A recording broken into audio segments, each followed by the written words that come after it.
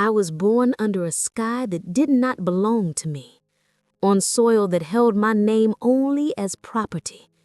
My first breath in this world was taken in a place where freedom was spoken like a fairy tale, soft, secret, dangerous. They called me Araminta. Minty, they said, but my soul always felt like it belonged to a future where my name would change, and so would the world around me. I was a child with tired feet and a back far older than my years. I learned young that pain could be a teacher and silence could be a prison. I worked in fields before my hands were big enough to wrap around tools. I listened to the cries of mothers whose children were taken. I listened to the cracking of whips like lightning striking earth. And every time I heard someone break, I carved a promise inside my heart. I will not die in chains. My mama used to hold me close in the dark, her voice trembling but strong like a tree refusing to bend in a storm. She whispered to me, "Child, you ain't made for this forever. God got a road for you beyond these fields." And I held those words close, like breath, like water, like salvation. When I was not yet grown, they sent me to watch a store. I remember the smell of dust and wood and fear. A boy tried to run that day, run from pain, run toward hope. And when the overseer could not catch him, he threw an iron weight, a life meant for violence. The weight hit my head instead. The world went black, and when I woke, I was not the same girl. Visions began to come to me. Dreams that felt like messages sent through fire and sky. I heard God whisper in the quiet, saw a path where there were none, felt danger before it arrived. Some called me touched, some called me broken, but I knew better. I was being prepared, shaped, awakened by the very blow meant to break me. Years passed like storms rolling over the same ground again and again. I married, I prayed, I worked until my bones shook, but inside me a drumbeat started to grow louder, a voice saying, "Go, move, run to where breath is not borrowed and life is your own." The night I chose freedom, the sky was thick with stars, like they were watching, waiting, guiding. My heart trembled in my chest like a trapped bird. I did not know if I would die before morning, but I knew staying would kill something deeper than flesh. So I knelt in the dark, placed my hands on the earth, and whispered, "Lord, I am trusting you. Guide my feet." Then I ran, through swamp and river, through briars tearing at my skin, my lungs burning like fire in winter air. Dogs howling behind me, men hunting me like I was not made by God like them. Every rustle felt like death reaching out, but the North Star hung above me like a promise, and I followed its pull like it was the pulse of the Lord himself. When I crossed into free land, the air felt different, like water when you've been thirsty too long. I fell to my knees and cried into the grass. I whispered, "Thank you, Lord. Thank you for carrying me. Thank you for breath that belongs to me now." But then another feeling came, heavy, sharp, real. My freedom meant they were still chained. My mama, my brothers, my people. Their cries pulled at my soul even from miles away. I could not rest. I could not breathe easy, knowing others still suffered. So I turned my face back toward the danger I had just escaped. I told the Lord, "I'm going back. I will not stand free while they remain bound. You showed me the way once, show me again, and again and again, until every soul you call me to touch stands in the light."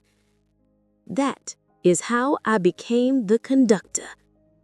People whispered, "Underground railroad, no tracks, no steam, no iron, just faith and footsteps, courage walking through night like a cloak pulled tight against fear." I carried a pistol, not as a threat, but as a promise. We do not turn back. We do not break. We go forward together, or we do not go at all. I led mothers with babies pressed against their hearts. I led men whose bodies were scarred like bark struck by lightning.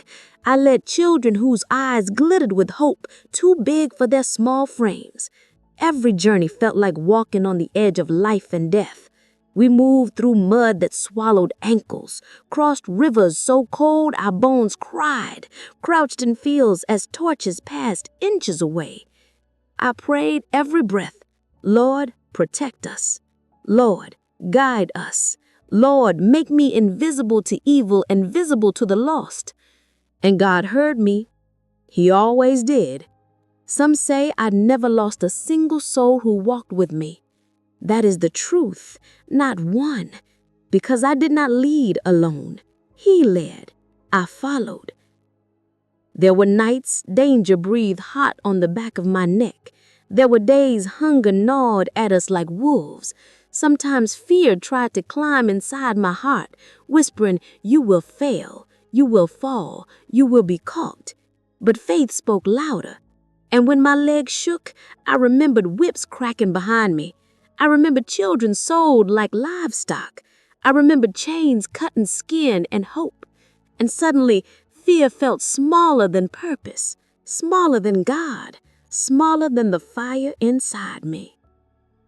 As word spread, they placed a price on my head. Posters with my face, men swearing they would catch me. They called me a thief, a criminal, a runaway woman out of control. But what I stole was souls from the jaws of slavery. What I broke were chains. What I ran from was hell itself. Let 'em try to catch a woman guided by heaven. During the war, I stood with soldiers, scouted land, freed more people than some armies ever did. I watched battlefields where the ground shook under cannon fire. I saw men bleed so the world could be reshaped, and I whispered to God, "Let this suffering not be in vain. Let freedom rise like morning over this nation." When the war was won, when chains finally shattered in law, I did not rest. Freedom is not only gaining breath, it is learning how to live once you have it. So I helped build homes, tended to the sick, fought for women to have rights, stood before crowds and spoke not with fancy words, but with truth carved from prayer and pain. I grew old, my hair silver, my body tired.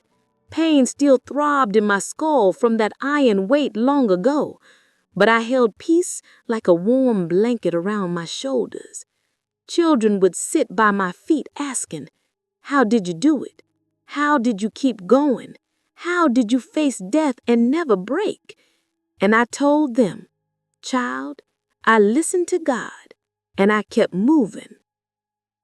I earned no riches, no grand house, no easy final years, but I never measured wealth by gold. My treasure was every life I touched, every chain I helped break, every soul that stands free today because I said yes to courage when fear begged me to say no. And now you sit here listening to my voice carried across time, and I want to tell you this: freedom is a path walked by the brave, not the fearless, the brave, the ones who feel fear and move anyway, the ones who hold trembling hands steady, the ones who look at darkness and say, "I will bring light, even if I am only a spark." If you ever think you are small, remember I was 5 feet tall. If you ever think you have nothing to give, remember I began with faith and footsteps. If you ever feel alone, remember the North Star shines brightest in darkness, and God walks beside the ones who walk for others. Do not stop. Do not bow. Do not let fear decide your fate. You were born for more than quiet suffering. You were born to rise, to carry someone else's burden when they cannot stand, to lift the world one breath at a time. I am Harriet, born enslaved, died free, lived fearless because God was my lantern, and every time I led a soul into the light, I felt heaven open just a little wider. Now rise. Carry your purpose like fire in your hands. Walk your road. Free who you can. Lift who you can. Be brave even when your knees shake. And know this, freedom is not my story alone. It is yours, and it is still unfolding. Step into it with faith stronger than chains and a heart that refuses to turn back.